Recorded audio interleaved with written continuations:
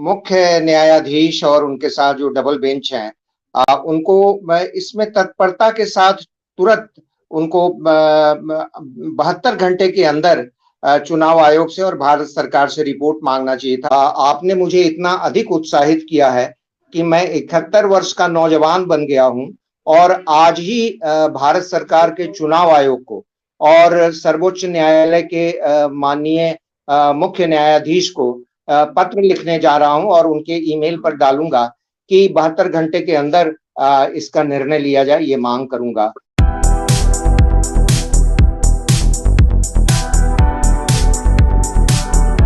नमस्कार, मैं समरभूमि रोहित शर्मा। देश के अंदर में लाखों बंदी हैं जेल के अंदर और उनकी सुरक्षा या असुरक्षा जो कहा जाए उनके लिए तैनात हैं लाखों की तादाद में सिपाही, सुरक्षाकर्मी, पुलिस। उसके ऊपर तंत्र बने हुए हैं जो सरकार से जुड़ती है और इस तमाम चीजों के बीच में जो चीज है वो है भ्रष्टाचार। और उससे भी खतरनाक चीज जो है वो ये है कि जेल के अंदर जाते ही लोगों का मानवाधिकार को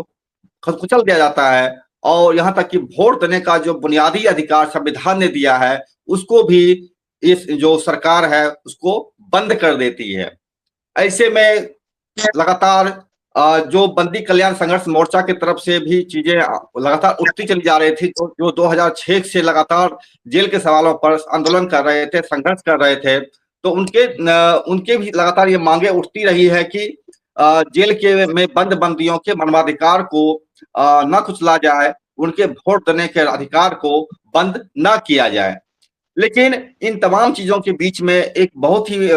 सुंदर घटना हुई है इन दिनों, जिसमें कि सुप्रीम कोर्ट की तरफ से सरकार को आदेश दिया गया है, केंद्र सरकार को आदेश दिया गया है कि जेल में बंद जो बंदी हैं इनकी संख्या 4.5 लाख से भी अधिक है, तो इनके लिए जो वोटिंग देने का अधिकार है उसको बहाल किया जाए। सुप्रीम कोर्ट ने यह निर्देश केंद्र की सरकार को दिया है, देखते हैं उसमें क्या होता है। लेकिन महत्वपूर्ण चीज ये है कि इसमें जो है 75% जो है बंदी वो विचाराधीन होते हैं। तो ऐसे में कोर्ट की तरफ से यह भी मांग की गई है कि जो बंदी विचाराधीन बंदी है उनके लिए जो स्थानीय लोग हैं उनके लिए बैलेट पेपर से ईवीएम से चुनाव कराया जाए बूथ बना करके, और जो बाहर के बंदी हैं उनके लिए जो है बैलेट पेपर की व्यवस्था की जाए। इन तमाम चीजों के बीच में एक महत्वपूर्ण परिघटना यही है कि हमारे साथ है बंदी कल्याण संघर्ष मोर्चा के अध्यक्ष चंद्रकिशोर पाराशर। ये लगातार बंदियों के सवाल पर आंदोलन करते रहे हैं और ये जो मांग था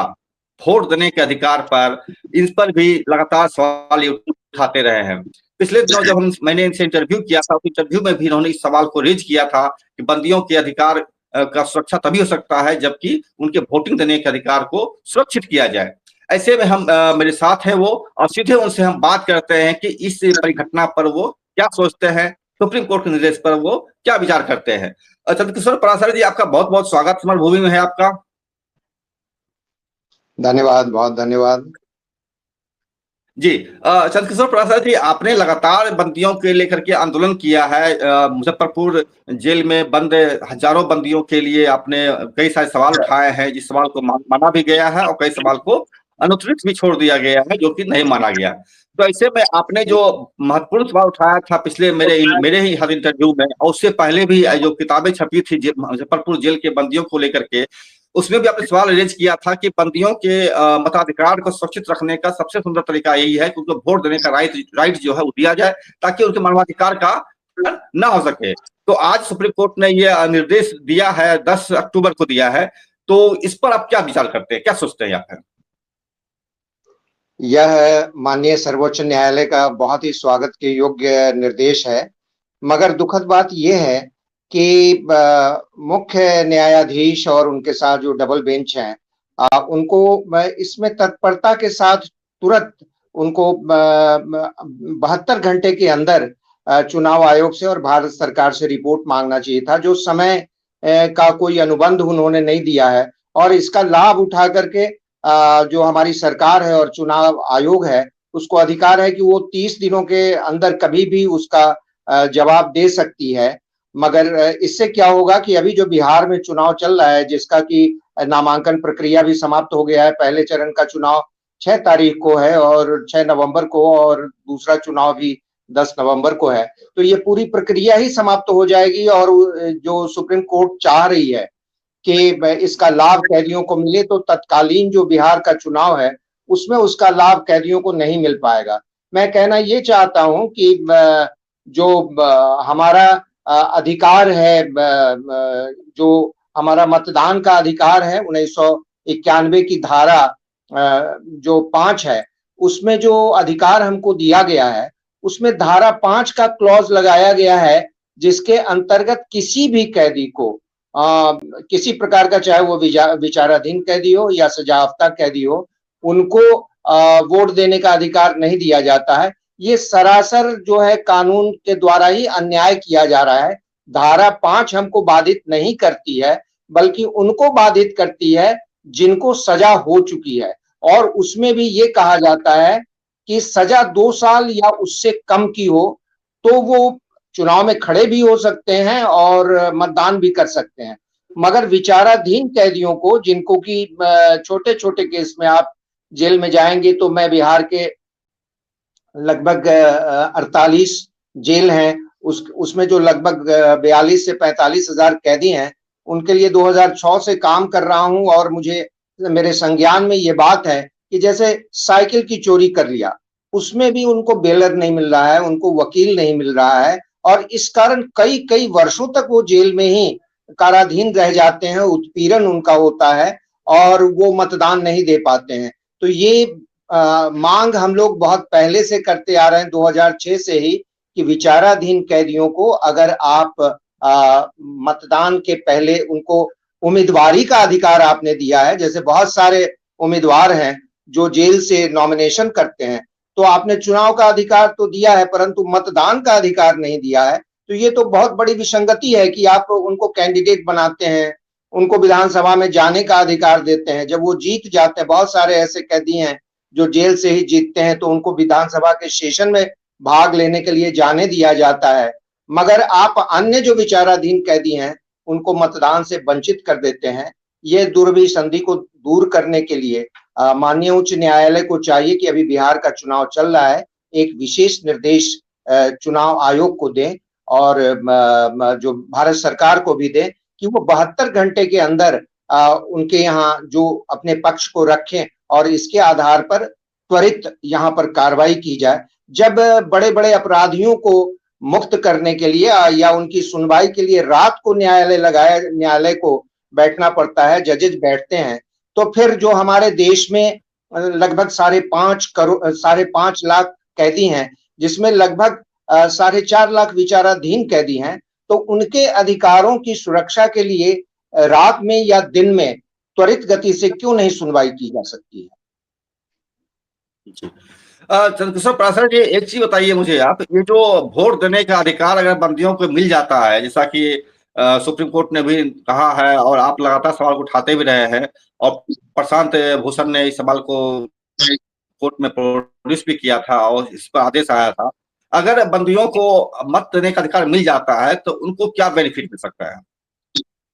क्या बदलाव आएगा? मत अधिकार मिलने पर उनको लोकतांत्रिक मुख्य धारा में आने का पहला अवसर मिलेगा। ये पहला लाभ मिलेगा कि वो लोकतंत्र की धारा में आ करके, और वो भी जो 4.5 लाख वोटर हमारे होंगे मोटे तौर पे, वो भी निर्णायक भूमिका निभा सकते हैं। ये छोटी मोटी भूमिका नहीं होगी, ये बहुत बड़ी भूमिका होगी। दूसरा ये होगा कि उनका जो लोकतंत्र के प्रति जो उनकी सोच है, जो कहा जाता है, वो सोचते हैं कि हमें तो जेल में बंद कर दिया गया, हमारे लोकतांत्रिक अधिकार समाप्त हो गए, और वहां जाकर बहुत सारे कैदी लोकतंत्र विरोधी बन जाते हैं, जो बाहर में लोकतंत्र के पक्ष में रहते हैं उत्पीड़न के कारण, तो उनका मनोबल बढ़ेगा और वो लोकतंत्र के प्रति सकारात्मक सोच के कायल हो जाएंगे। और तीसरा लाभ ये मिलेगा कि जिस तरह दुनिया भर के कई देशों में ये अधिकार प्राप्त है, भारत का ही एक भाग जिसे हम पाकिस्तान के नाम से जानते हैं, वहां विचाराधीन कैदियों को मत देने का अधिकार है, और यूरोप और अमेरिका के भी देशों में बहुत सारे ऐसे, अमेरिका में भी बहुत सारे ऐसे देश हैं जहां पर विचाराधीन कैदियों को ये अधिकार है कि वो मतदान कर सकते हैं। तो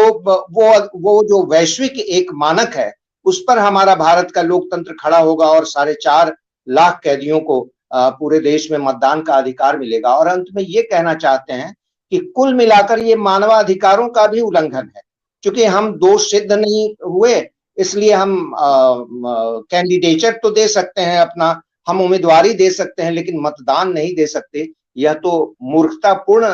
प्रावधान है, अधिनियम है। ऐसे अधिनियम को जितनी जल्दी खारिज करना हो, खारिज किया जाना चाहिए। और मैं इस देश के गृह मंत्री से कहना चाहता हूं कि उन्होंने बड़ा 3 साल पहले बहुत डंका पीटा कि हम जो अंग्रेज का दिया हुआ अधिनियम है, जो धाराएं हैं, जो ये है, उसको हम भारतीय दंड संहिता है उसमें हम संशोधन कर रहे हैं। तो आखिर आपने उन 5.5 लाख कैदियों का, जिसमें कि विचाराधीन 4.5 लाख कैदी पूरे भारतवर्ष में हैं, उनका ख्याल क्यों नहीं किया? उन पर जो प्रतिबंध लगाए थे अंग्रेजों ने, तो अंग्रेजों का ये काला कानून आज आजादी के लगभग 8 दशक बीतने के बाद क्यों चल रहा है? यह तो गृह मंत्री और गृह विभाग का दिवालियापन है।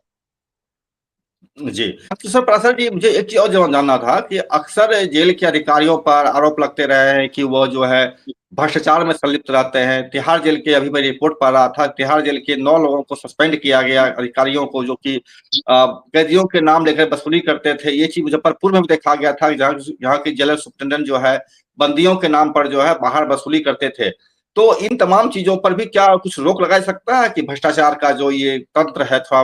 ये हो सके? भ्रष्टाचार के तंत्र पर ये रोक लगे, इसके लिए ऑलरेडी पहले से बिहार सरकार का भी और पूरे देश में अलग अलग राज्य सरकारों का, चूंकि ये राज्य सरकार के अधीन का मामला जेल है, राज्य सरकार के गृह विभाग के अंतर्गत आता है, तो जेल मैनुअल बना हुआ है और जेल मैनुअल में प्रावधान है, मगर उसकी धज्जियां उड़ाई जाती है। और मानवाधिकारों का, भ्रष्टाचार से भी ज्यादा तो मानवाधिकारों का हनन होता है। आज अभी जिस क्षण मैं आपसे बात कर रहा हूं, लगभग 11:15 बजे हैं, और आज सुबह 8 बजे से बेउर जेल में लगातार छापेमारी चल रही है। और उसमें कहा गया है वहां के एसएसपी के द्वारा लाइव टेलीकास्ट पर कि अभी चुनाव चल रहे हैं और चुनाव को प्रभावित करेंगे बहुत सारे कैदी। इसके लिए हमने छापेमारी की है कि उनके पास कोई असलाह तो नहीं है, उनके पास मोबाइल तो नहीं है, उनके पास ये नहीं है, वो नहीं है, ये सब हम सीज करेंगे। आखिर मैं पूछना चाहता हूं बिहार सरकार से और विशेष रूप से बिहार प्रांत के डीजीपी से कि आप आखिर कैसी व्यवस्था बनाना चाहते हैं? आप कैदियों को चुनाव के नाम पर तो आप हमको लोकतांत्रिक अधिकार हमारे विचाराधीन कैदियों को नहीं देते हैं, लेकिन चुनाव के नाम पर आप छापेमारी करते हैं, उसमें टॉर्चर किया जाता है। उनके पास जो कैश होता है, भ्रष्टाचार जो जेल के अंदर है, खरीद फरोख्त के लिए उनको कैश रखना पड़ता है। और अब तो इसको एक सफेद जामा भी दे दिया गया है, जो अच्छा ही है कि प्रत्येक जेल में सरकार की ओर से वस्तु भंडार है, यानी वहां डिपार्टमेंटल स्टोर है जेल की ओर से, वहां खरीद फरोख्त कर सकते हैं। तो वो पैसे छीने जाते हैं, उनके पास जो दैनिक उपयोग के सामान है, उनकी घड़ियां छीन ली जाती है जिससे वो समय देखते हैं, उनकी पुस्तकें छीन ली जाती हैं, उनके कॉपी और कलम छीन लिए जाते हैं। और इतना ही नहीं, बहुत सारे कैदी जब मानवाधिकार और जेल मैनुअल का, जेल संहिता का नाम लेकर के इसका प्रतिकार करते हैं, तो उनको सामान्य वार्ड से निकालकर और सेल में मारते पीटते हुए ले जाया जाता है। ये घटना। दूसरी मैं बताना चाहता हूं कि हम लोगों ने उस समय वो राष्ट्रीय जनता दल की सरकार थी, उस समय भी इस मुद्दे को हम लोगों ने उठाया था। तो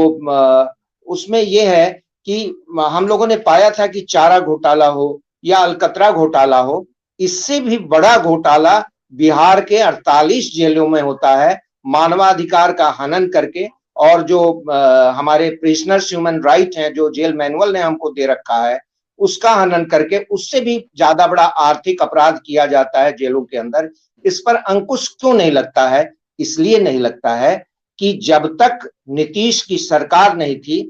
तब तक बिहार की सरकार, चाहे वो कांग्रेस की रही हो या गैर कांग्रेस की रही हो, वहां जेल विभाग का अलग मंत्री हुआ करता था। हमारे मुजफ्फरपुर के बसौन जी हैं, जो पहले जेल मंत्री हुआ करते थे और लंबे समय तक वो रहे। तो हम लोग सीधा लोकतांत्रिक प्रक्रिया के द्वारा उस मंत्री को अप्रोच करते थे, शिकायत करते थे, तो सुना जाता था। आज तो जेल आईजी को हम लोग पत्र लिखते लिखते थक जाते हैं और डेलीगेशन मिलते मिलते थक जाते हैं, मगर किसी प्रकार की कोई भी इस पर कार्रवाई इसलिए नहीं होती है कि वो जो असूली होती है, भ्रष्टाचार के तहत जो असूली होती है। अब आप बताइए ना, अभी अभी छठ पर्व आने वाला है, छठ का प्रसाद लेकर जो कैदी के परिजन जाते हैं जेल के अंदर उनसे मिलने के लिए, उनको खिड़कियों से देते हैं, वो प्रसाद को देने के लिए भी उनको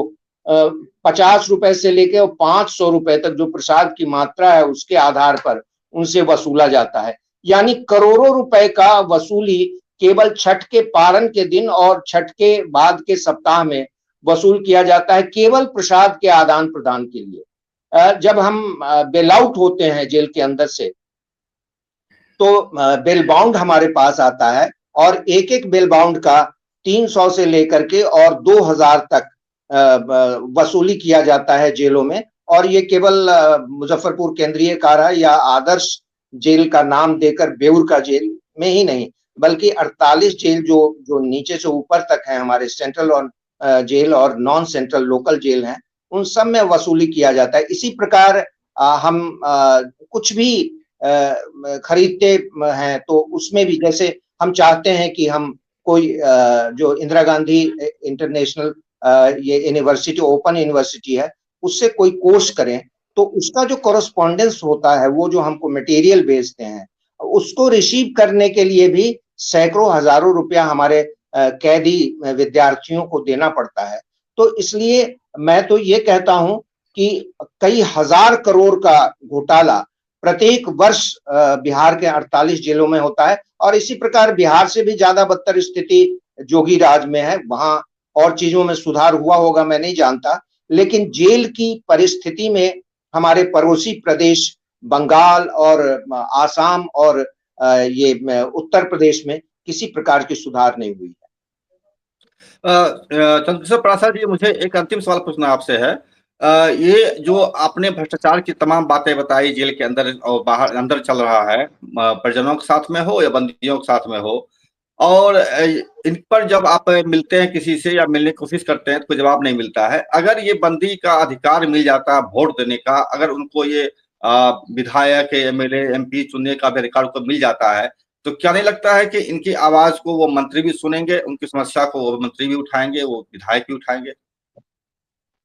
मैंने पहले ही आपको बताया कि 4.5 लाख मतदाता अगर हो जाते हैं जेल के अंदर जो विचाराधीन कैदी हैं, तो ये बहुत बड़ी संख्या है। न केवल विधानसभा बल्कि लोकसभा में भी जो उम्मीदवार होंगे वो अपने क्षेत्र के मतदाताओं को, कैदी मतदाताओं को चाहेंगे कि उनके लिए वोट करें और उनकी आवाज वो निश्चित रूप से संसद के अंदर उठाएंगे। आज तो जब बहुत ज्यादा हम लोग प्रेशर देते हैं, तब विधानसभा में या लोकसभा में कई कई वर्षों में या कहें कि एक दशक में एक दो बार केवल